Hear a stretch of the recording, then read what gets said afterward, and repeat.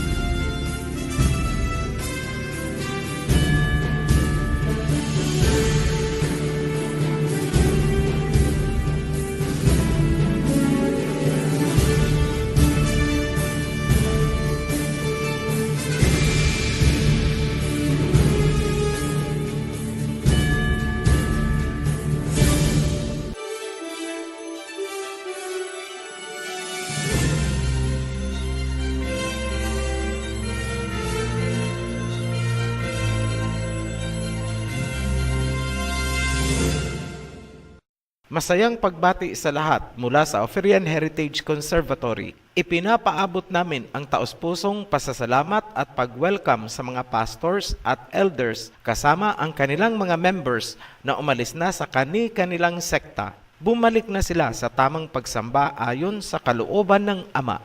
Gusto ko rin endorse sa inyo ang Oferian Testimony Channel kung saan mapapanood ninyo ang mga testimonies ng mga Oferian followers mula sa iba't ibang panig ng mundo. Inilagay po namin ang link sa description sa ibaba lamang nitong video. Para sa mga newly baptized, welcome to the Covenant. Dumako tayo sa main topic nitong video. Aakyat ba talaga sa langit ang mga maliligtas? Saan galing ang doktrinang yan? Unahin natin ang rapture doctrine ng mga Rapturians.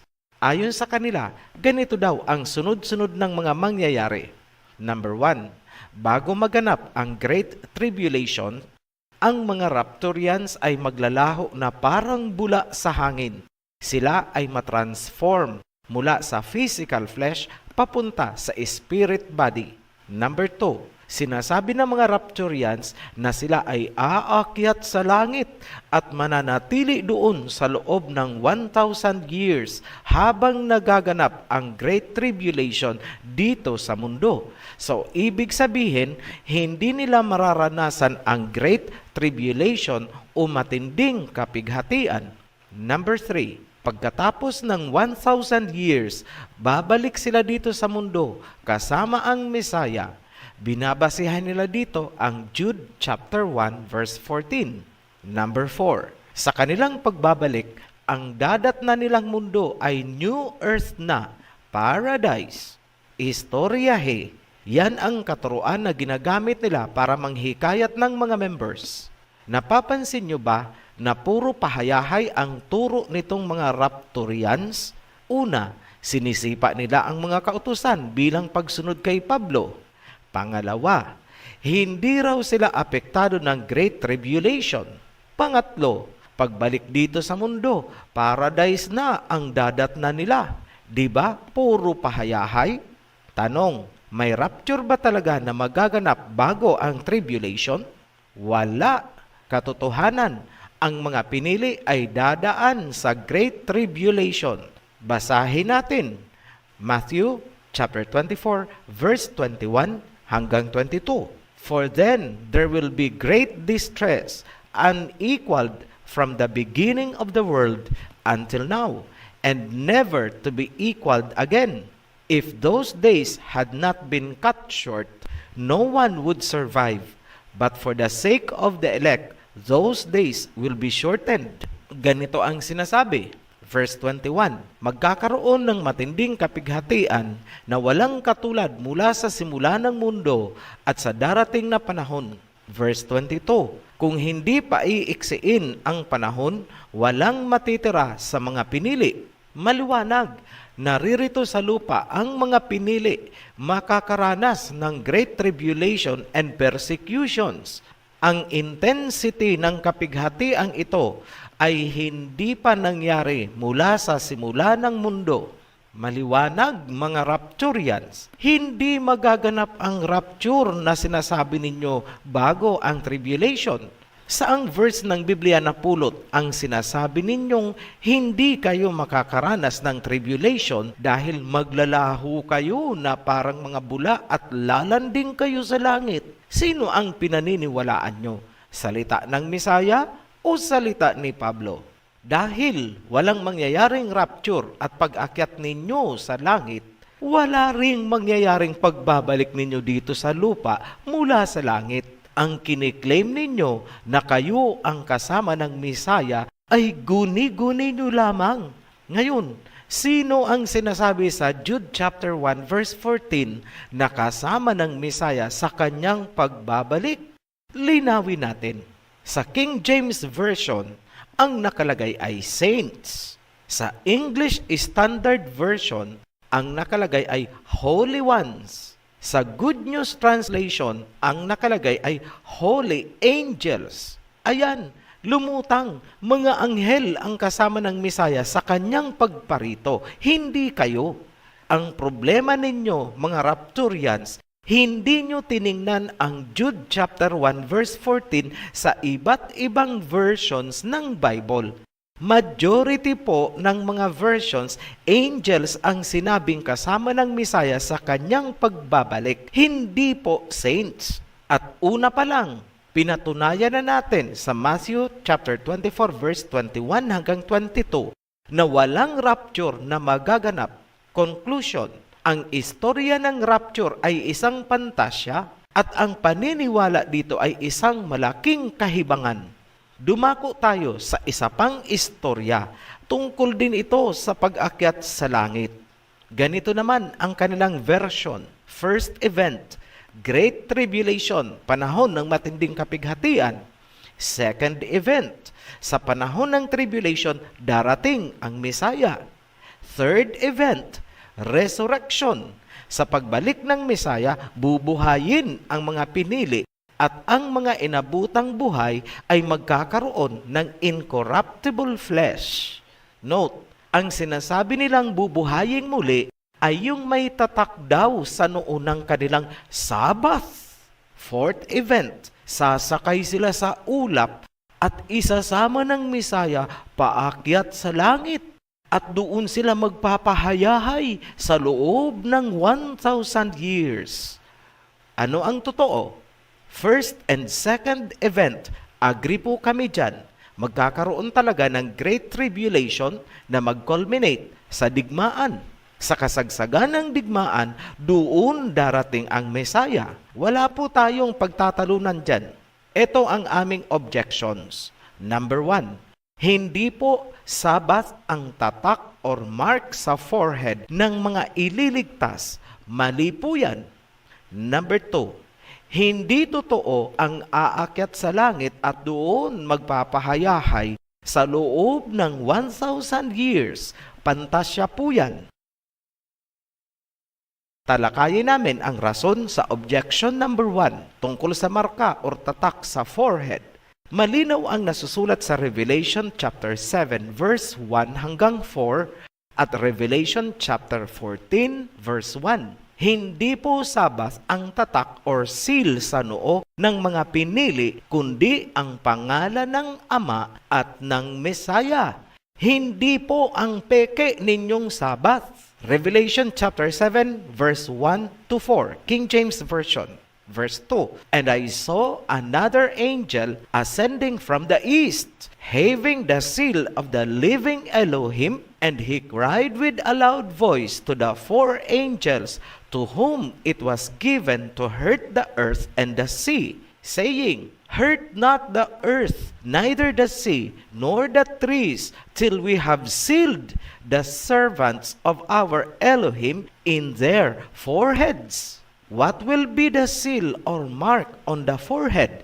Ano po yung tatak na ilalagay? Revelation chapter 14 verse 1. Then I looked, and behold, on Mount Zion stood the Lamb, with him 144,000 who had his name and his father's name written on their foreheads. Maliwanag, name of the Messiah and name of the Father ang seal or mark na ilalagay sa forehead. Huwag pong tapalan at palitan ng peke ninyong Sabath. Ngayon, para sa balansyadong paglalahad, klaruhin namin sa inyo itong sinasabi niyong Sabath na sign. Ezekiel chapter 20 verse 12, 21st century King James Version. Moreover, also I gave them my Sabbaths to be a sign between me and them, that they might know that I am Yahweh who sanctify them. Ito ang mahalagang punto na dapat nating titigan sa verse na yan. Number 1, hindi isang Sabbath ang sign, kundi Sabbaths. Plural po, may S sa dulo, Sabbaths. Meaning, hindi lang ang weekly Sabbath. Number 2, ang mga Sabbaths ay ibinigay bilang sign or palatandaan sa pagitan ng Ama at ng mga tao. Hindi po sinabing imamarka sa noo or seal sa forehead. Huwag budbura ng libadura ang nasusulat. Ngayon, pagtabihin natin ang dalawang verse. Sa Revelation, ang tatak sa noo or seal sa forehead ay ang pangalan ng Ama at ng Messiah. Hindi po ang Sabbath. Sa Ezekiel naman, ang mga Sabbath ay sign sa pagitan ng Ama at ng mga tao at hindi po tatak sa noo. Bakit sign sa pagitan ng Ama at ng mga tao? Sapagkat ang lahat ng Sabbaths na ibinigay ayon sa Ezekiel ay bahagi ng covenant law. So, klarado tayo. Ang tatak or mark sa forehead ng mga pinili ay hindi Sabbath, kundi ang pangalan ng Ama. Mga pastors, huwag nyo namang budburan ng sobrang libadura, sobrang ampaw na yan. Hangin ang laman. Lahat na lang ng pagbabaluktot ginagawa nyo para magmukhang totoo. Ang Sabat ninyong fake, huwad, peke. Lagi nyong issue sa OHC, walang mukha. Okay lang, walang mukha. Kesa naman sa nakalantad nga ang mukha, ang kapal naman ng make-up at pulbos na libadura. Ngayon, ito naman ang rason bakit tinututulan namin ang inyong pahayahay doctrine, yung aakyat sa langit sa loob ng 1,000 years. Ito ang rason. Number 1, walang nasusulat sa Biblia na aakyat sa langit ang mga naligtas. Luciferian doctrine ang aakyat sa langit. Patutunayan ko mamaya. Number 2, wala pong nasusulat sa Biblia na ang Mesaya ay nasa ulap lamang, tapos kukunin kayo ng mga anghel, isasakay sa ulap, sabay take off, pabalik sa langit. Sana sinabi nyo na lang na sa spaceship isasakay para sci-fi ang dating, pang blockbuster. Huwag nyong baluktutin ang John 14 verse 2 hanggang 3 para suportahan ang pantasyang aakyat sa langit. Basahin natin. John chapter 14 verse 2 hanggang 3, King James Version. Sa verse 2, in my Father's house are many mansions. If it were not so, I would have told you, I go to prepare a place for you. Bago umalis ang Mesaya, sinabi niyang paruroon siya at ihahanda ang mansions para sa mga pinili.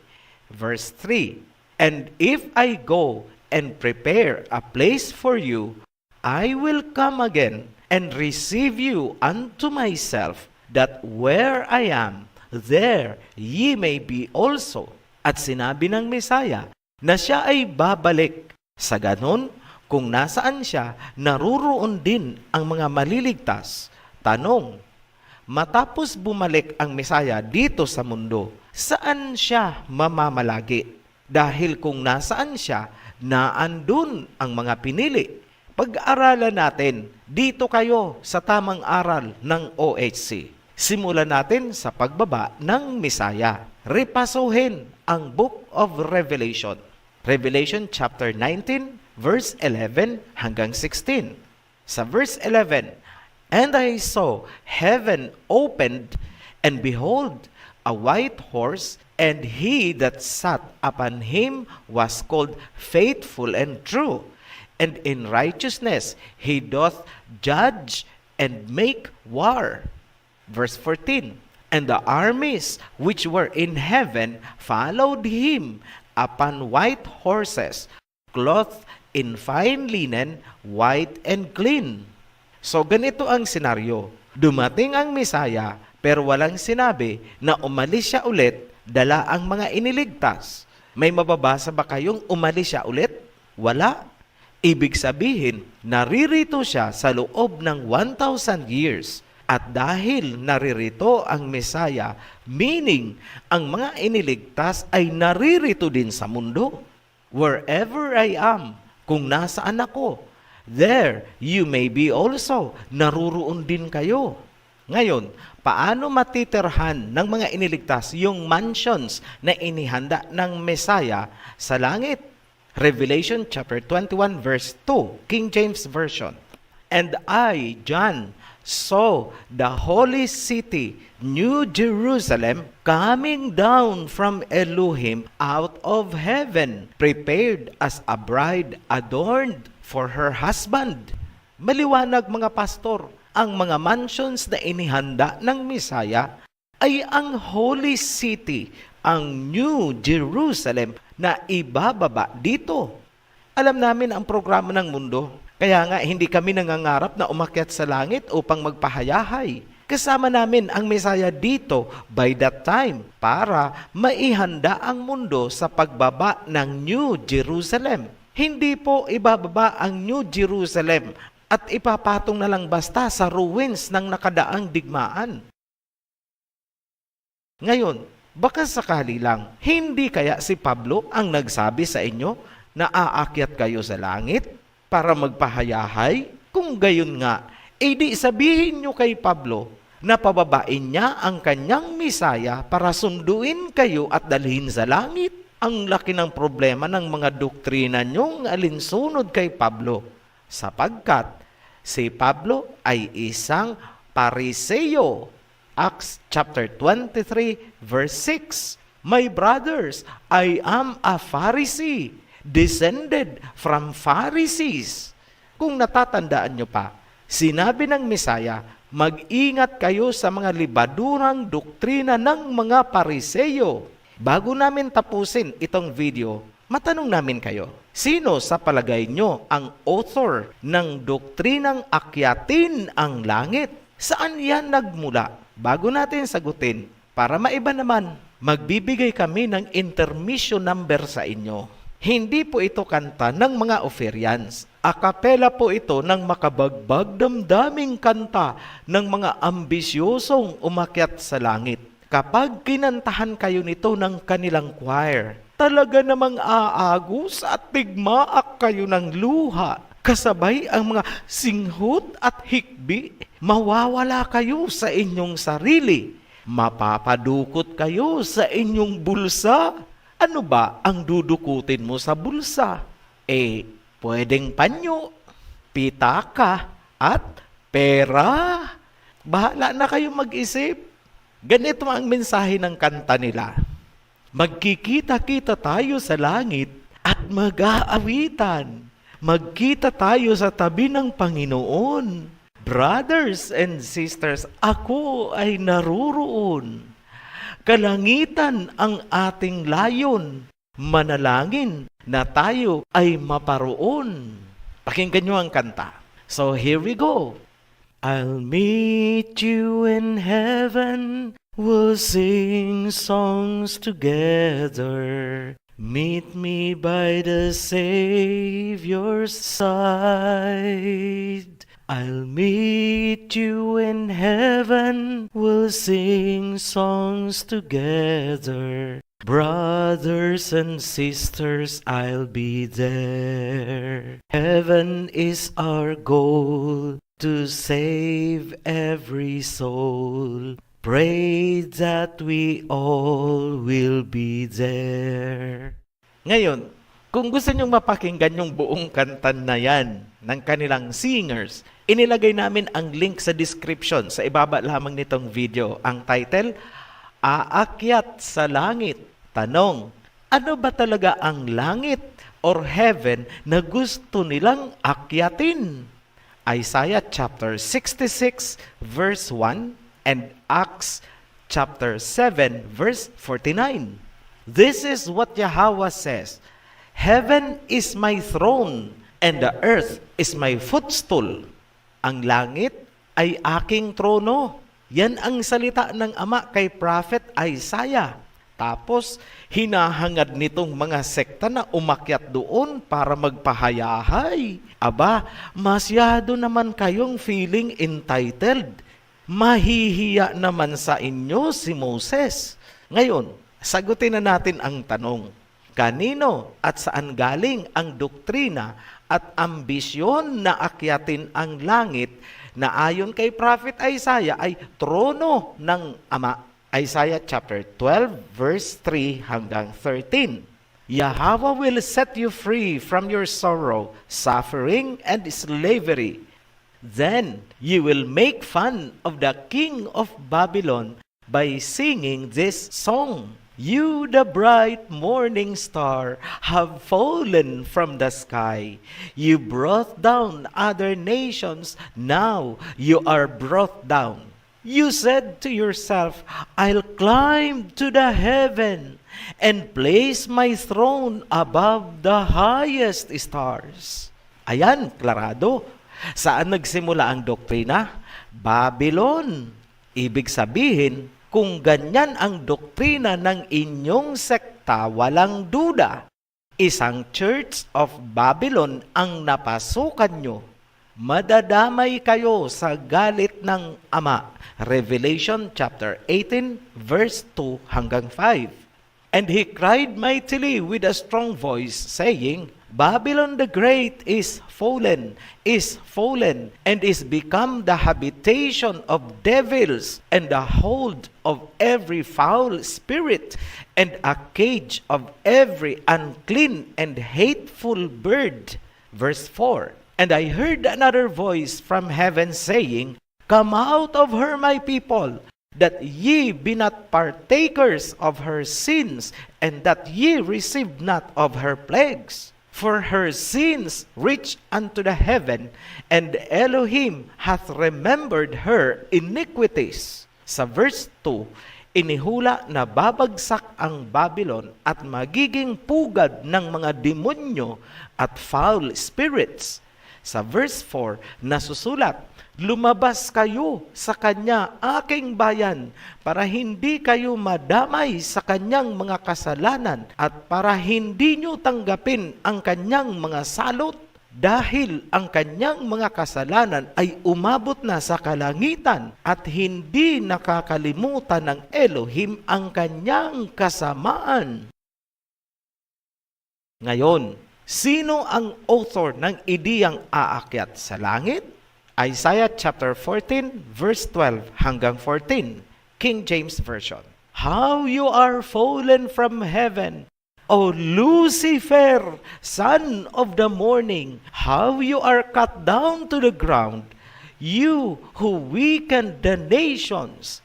For you have said into your heart, I will ascend into heaven.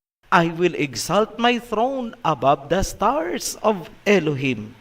I will also sit on the mount of the congregation, on the farthest sides of the north. I will ascend above the heights of the clouds. I will be like the Most High. Sa verse 12, ibinagsak si Lucifer dito sa mundo at kanyang nilumpo ang mga bansa. Sa verse 13, ang hangaran ni Lucifer ay umakyat sa langit. I'll meet you in heaven, we'll sing songs together. Sa verse 14, nais ni Lucifer na pantayan ang may likha. Brothers and sisters, I'll be there. Bilang wrap-up summary, hindi mapapasubalian ang mga isinulat ni Prophet Isaiah. Si Lucifer ang author ng ideya at doktrinang aakyat sa langit. Ipinunla niya ang kanyang doktrina sa Babylon at ngayon ang doktrinang sinusunod nyo ay aakyat din sa langit. In essence, you are one with Lucifer. Kayo ay isa sa mga Church of Babylon. Ano ang ebidensya? Ang hangarin niyong umakyat sa langit, umapak sa trono ng Ama. I'll meet you in heaven, we'll sing songs together. Brothers and sisters, I'll be there. Ano ang nakalaan para sa inyong lahat na nakikibahagi sa Babylonian system na sumisipa sa covenant law na ibinigay kay Moses? Revelation chapter 15 verse 5 hanggang 6, New International Version. After this I looked, and I saw in heaven the temple, that is, the tabernacle of the covenant law, and it was opened. Out of the temple came the 7 angels with the 7 plagues. Tagalog, pagkatapos niyaon, nakita ko sa kalangitan ang templo. Yan ang tabernakulo na kinalalagyan ng covenant law. Nabuksan na at lumabas mula sa templo ang 7 anghel, dala ang 7 salot.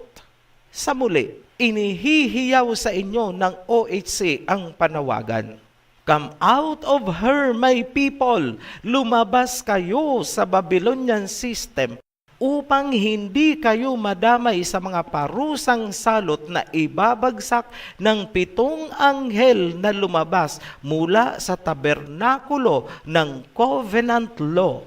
Naririnig ninyo ang inihihiyaw namin mula sa cyberspace, satellite to satellite, cell site to cell sites. Sa mga ayaw maniwala sa amin dahil hindi kami nakikita, makinig kayo.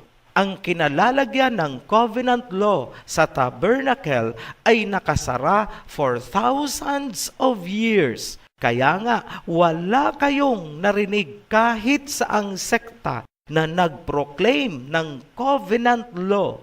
Bago umalis ang Mesaya, nangako siya na magpapadala ng experts sa Law of Moses upang muling ituro ang covenant laws sa huling araw bago maganap ang Great Tribulation.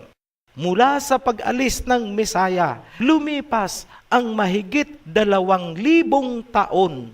Sumulpot ang Ophirian heritage sa silangan. Humihiyaw kami sa inyo, lumabas kayo sa Babylonian system, magpasakop sa covenant law habang may panahon pa. Inireveal na namin sa inyo ang pangalan ng Ama at ng Mesaya. Binabalaan kayo na darating ang 7 anghel, dala ang 7 salot, 7 plagues as in the days of Moses. Pero ayaw niyong maniwala dahil hindi niyo nakikita ang OHC. Huwag niyo nang piliting arukin kung sino ang nasa likod ng OHC. Hindi niyo maaarok ang pinagmumulan ng mensaheng inihahatid namin sa inyo. Ang pagbaliwala ninyo sa aming mensahe ay pagsisisihan nyo to eternity. Muli kaming nagpapasalamat sa mga patuloy na sumusuporta sa ating advocacy at sa mga new subscribers, welcome to the channel. Huwag kalimutang unahing panuorin ang guide video para alam ninyo ang sunod-sunod ng panunuorin. Inilagay namin ang link sa ibaba lamang nitong video. Para sa lahat, be blessed. Shalom. Maraming salamat po sa inyong panonood at pakikinig ng mensahe. At kung kayo po ay may mga katanungan, paki-click po ang link sa ibaba at paki-like and share na rin po. Maraming salamat.